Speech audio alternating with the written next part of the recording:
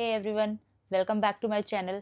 मैं प्रिया और इस वीडियो में हम बात करेंगे कि आप कैसे और कहाँ से बाली और उसके आसपास के आइलैंड्स के बीच फेरीज बुक कर सकते हैं। But before that, if you haven't seen my previous video where I discuss the complete Bali travel guide, please do check it out. The link is in the description. It's going to be a long video with lots of information, and it's not for the faint-hearted. So let's get started. सबसे पहली चीज़, अगर आप सिर्फ बाली की trip plan कर रहे हैं तो फ़र्क नहीं पड़ता, लेकिन अगर आप बाली और उसके आसपास के आइलैंड्स पर भी जाना चाहते हैं तो आपको बाली और उसके आसपास के आइलैंड्स के मैप से खुद को रूबरू कराना होगा, ताकि आपको पता चल सके कि उस आइलैंड पर हार्बर्स कहाँ कहाँ पर हैं। सो बाली के 3 मेन पोर्ट्स हैं, एमिद, पतंग बे एंड सनूर पोर्ट। अगर बाली से आपकी नेक्स्ट डेस्टिनेशन है नुसा पेनिडा तो आप सनूर पोर्ट से जाएंगे, और अगर आपकी नेक्स्ट डेस्टिनेशन है गिलिटी तो आप पतंग बे से जाएंगे। और अहमद पोर्ट को आप तब यूज करेंगे जब आपको इन दोनों पोर्ट में से कहीं से भी बोट नहीं मिल रही हो। So Nusa Penida has 2 main ports which are Banjar Nyuh and Buyuk harbour. आप इन दोनों में से कोई भी पोर्ट से फेरी ले सकते हैं, whichever is nearest to your stay. There are 3 main Gili Islands, Gili Travangan, Gili Pano and Gili Air, and each has only one harbour named Gili T Harbour, Gili M Harbour, Gili A Harbour respectively. Now Lombok has one main harbour जहाँ से बाली, Nusa Penida और गिली islands की boats आती और जाती हैं, which is Bansal harbour. तो अब हम बात करेंगे कि हम किस आइलैंड से किस आइलैंड पर कैसे और कहाँ से गए थे। तो हम रह रहे थे उबुद में और हमारी नेक्स्ट डेस्टिनेशन थी गिली ट्रावंगन। तो हमने पहले ही gilitransfers.com पे बोट्स के टाइमिंग्स एंड प्राइजेस पता कर लिए थे। तो हम कैब लेके पहुंचे पतंग बे harbour about 1.5 hours before the departure of our ferry that we intended to go with, and the ferry we chose was Vahana Virendra क्योंकि गूगल पर इसकी रेटिंग सबसे अच्छी थी। आप किसी भी कंपनी की फेरी की टिकट्स कहीं से भी ले सकते हैं, लेकिन आपको फेरी बोर्ड करने के लिए उनके मेन ऑफिस पर ही जाना होता है। वहां पर ही आपकी टिकट्स रिडीम होती हैं और वही लोग आपको हार्बर पर आपकी फेरी तक लेके जाते हैं। तो हम पतंगबे के वाहना वीरेंद्र के मेन ऑफिस में गए एंड हमने उनसे पतंगबे से गिलिटी की टिकट्स की इंफॉर्मेशन मांगी। तो उन्होंने हमें बताया कि अगले 1 घंटे में यहाँ से फेरी जाने वाली है and it will cost 500K IDR per person, but थोड़ी बार्गेनिंग करके they drop the price to 300K IDR per person. And हमने पतंगबे हार्बर टैक्स भी पे किया था, दैट वाज 10K पर पर्सन।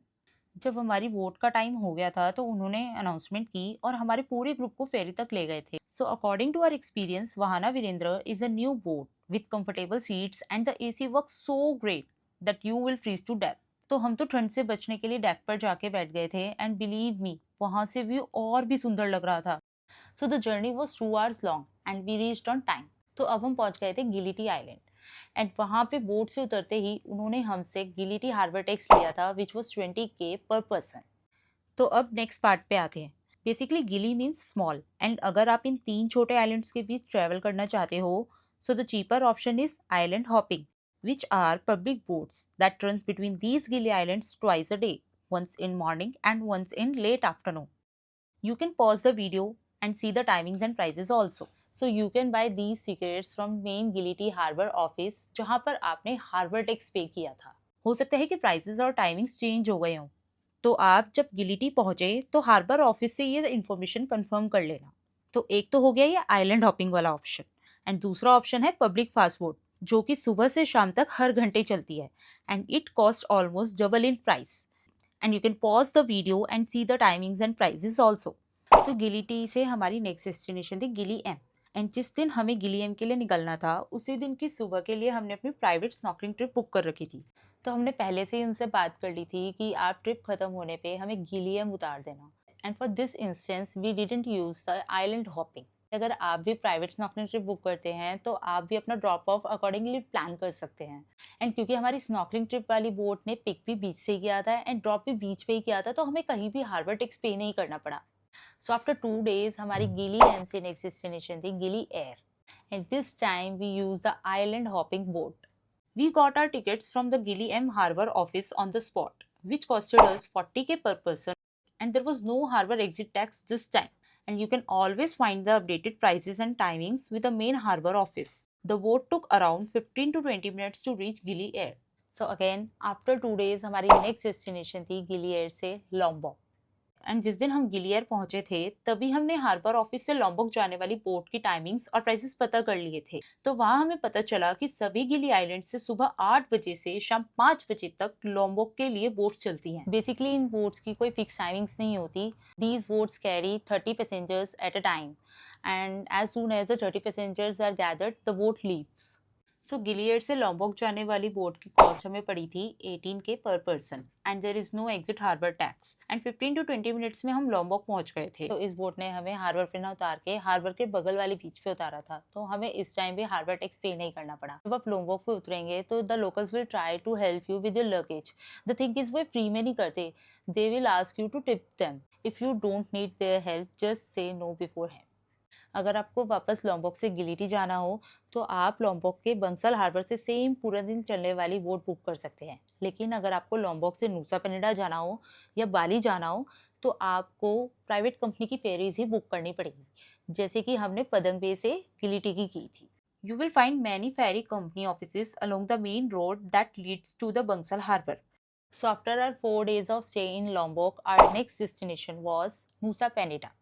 जब हम लॉम्बॉक पहुंचे थे तो हमने वहीं पर ही काफी सारी प्राइवेट फेरी की कंपनी से बोट्स की टाइमिंग्स एंड प्राइसेस पता कर लिए थे। एंड जिस दिन हमें निकलना था अबाउट 2 घंटे पहले बंसल हार्बर हम पहुंच गए थे।